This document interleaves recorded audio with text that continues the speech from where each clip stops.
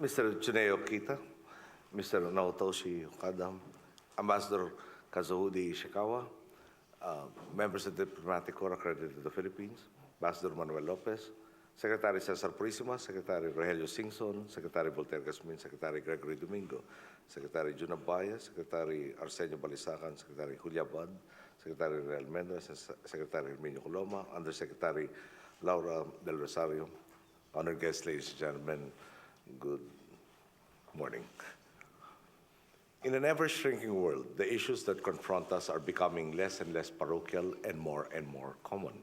At the moment, all of us are confronted with a seemingly endless catalog of issues that do not adhere to national boundaries, whether they are global pandemics, the effects of climate change, or the threat of terrorism, along with other issues on regional peace and security. It is only natural, thus, that nations have begun to see not just the benefits, but the sheer necessity of cooperation and of thinking critically about how our actions impact the region and the rest of the world. Peace and security are the foundations of all progress. They are the pillars on which all forms of prosperity are built and sustained.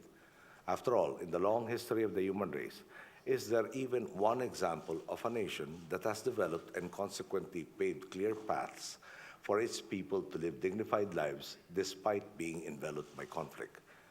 Japan and the Philippines know what it is like to overcome the scars of the past and build ties of friendship that promote each other's stability and prosperity. These past 59 years, our bond has grown to transcend diplomacy and set a global example of cooperation and friendship that leads to security in every possible aspect. An unforgettable example of this solidarity was during the waning years of the dictatorship in our country. In 1983, after my father was assassinated, Filipinos uncovered the truth not by viewing the state-controlled local media, but by watching Betamax tapes containing investigative TV shows from Japan which were smuggled from household to household. These showed analysis proving that my father could only have been assassinated from behind before setting foot on the tarmac. There was even a study conducted by engineers of sound on the gunshot and the time elapsed, further proving this point. In 1986, the Filipino people overthrew the dictator and lifted my mother to the presidency. The Japanese people and their government stood alongside Filipinos once more by being one of the first countries to recognize my mother's government. Understandably, Japan also became one of the first countries to receive my mother in her official capacity as president. Indeed, there is no denying Japan's hand in encouraging and nourishing the democracy our country now enjoys. These are only a few anecdotes from our long history of friendship.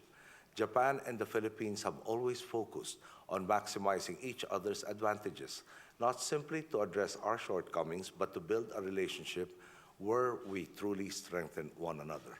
For example, the Philippines has recently entered a demographic sweet spot, which means that the majority of our population is of working age. It only makes sense that we partner with countries who need more young people to work in vital sectors. Japan, among others, needs capable and intelligent nurses, and the Philippines has an abundance of them. This addresses a need for Japan, while Filipino nurses benefit from exposure to the most modern technology available here, and consequently, our country benefits from that experience. The Philippines has a great number of synergies it can forge with Japan, and the numbers serve as proof. Today, Japan is our largest trading partner, with trade between our countries amounting to $19.1 billion in the last year alone. It is not surprising, then, that a great number of Japanese companies have a presence in the Philippines to the extent that their names hold prominent places in our national consciousness. The brands are familiar to many Filipinos, whether it is Mitsubishi or Uniqlo, Toyota or Epson, Honda or Yamaha, Ajinomoto or Yakult, among many others. Japanese brand names have become so deeply embedded in the modern lives of Filipinos. In fact, there is even a Philippine company, a Philippine snack brand, named Oishi. After 5 years of hard work and reform, our economic fortunes have changed dramatically for the better. Our administration's reform agenda has taken full effect. From 2010 to 2014, for instance, our economy grew by an average of 6.3%, marking the fastest four-year growth period in the last 40 years. It logically follows that our improved performance opens up greater possibilities to further synergize our economies. Japanese companies realize this and are demonstrating confidence through an even greater willingness to bet on our country and our people. For instance, recently I spoke with Mr. Nagamori, president of Nidec Corporation, who I am told was chosen as the best president by other presidents surveyed by your very own Nikkei business magazine. He told me of their company's openness to putting up a research and development facility in the Philippines as long as we can develop enough engineers with master's and doctorate degrees, which we are working on right this moment. We are proud of our economic numbers. They speak for themselves. Yet economic growth only becomes meaningful when the benefits are felt by each and every one of our countrymen. This is why we have channeled our economic gains into massive investments in our people, to empower them to take advantage of the opportunities that are arising in our country and allow them to take hold of their own destinies. Over the course of our administration, we have increased the budget of our Department of Social Welfare and Development by more than 600%, more than tripled the budget of the Department of Health, and nearly doubled the budget of our Department of Education, which by our Constitution has to have the lion's share of the budget, amongst many other agencies. In the area of empowering Filipinos, Japan too has been a partner that has never failed to extend a helping hand. After all, among nations, you are the largest contributor of official development assistance to the Philippines, through which you have brought development to where it can make the most impact. For example, you have been working very closely with us to improve urban transportation. In our capital, we have a daytime population of around 14 million and a nighttime population of around 12 million. This means a rush of travelers of nearly 2 million at all times of the day. Having witnessed the efficiency of transport systems in your country, we truly appreciate your help in this field. In terms of adapting to climate change, you have been equally helpful. For instance, you have shared your knowledge with us on how to construct infrastructure that have catchments as a feature, thereby helping us in our effort to build back better from the previous natural calamities and become more resilient in the face of increasingly powerful and frequent typhoons. These initiatives, among others, prove beyond doubt Japan's contribution to the everyday lives of Filipinos. This brings me to your support for peace in the Philippines. My very first meeting with the leaders of the Moro Islamic Liberation Front happened because Japan opened its doors to us on very, very short notice. They provided an environment where both sides could see the sincerity of their dialogue partners. This was a breakthrough in the peace process, which we thought had reached a deadlock.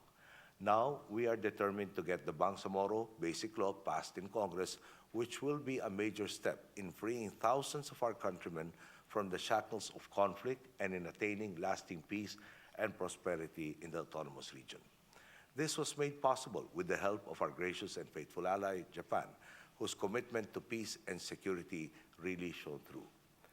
In the sea, known by many names, estimated by some to facilitate the travel of about 40% of world trade, Japan has been steadfast in demonstrating its solidarity with the Philippines as we advocate freedom of navigation and the rule of law in the face of China's unlawful territorial claim. We are united in the belief that the continued growth of Asia necessitates an environment where freedom of navigation is uninterrupted and where the rule of law is respected by all with no exception.